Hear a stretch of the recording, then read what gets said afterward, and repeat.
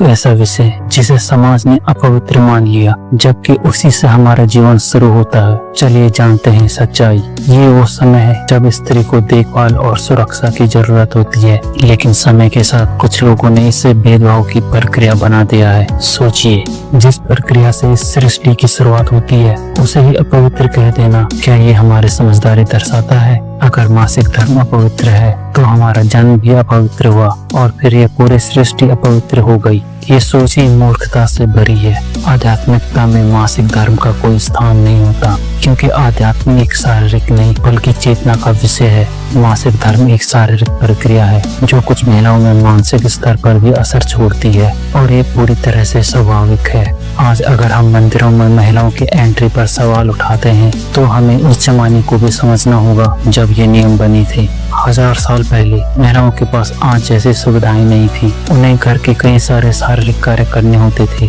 खाना बनाना, पशुओं की देखभाल, बच्चों की जिम्मेदारी, सब कुछ। ऐसे में मासिक धर्म के दौरान उन्हें 3-4 दिनों की छुट्टी मिलती थी।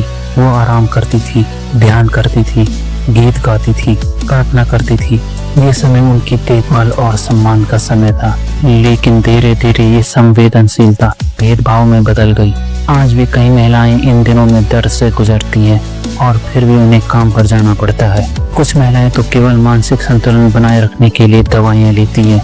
हमें समझना होगा, मासिक धर्म कोई शर्म की बात नहीं, न ही ये कोई अपवित्रता का प्रतीक है। यह जीवन की उत्पत्ति का आधार है।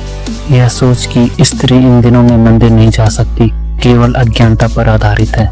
आध्यात्मिकता कभी भी शरीर को अपवित्र नहीं मानती।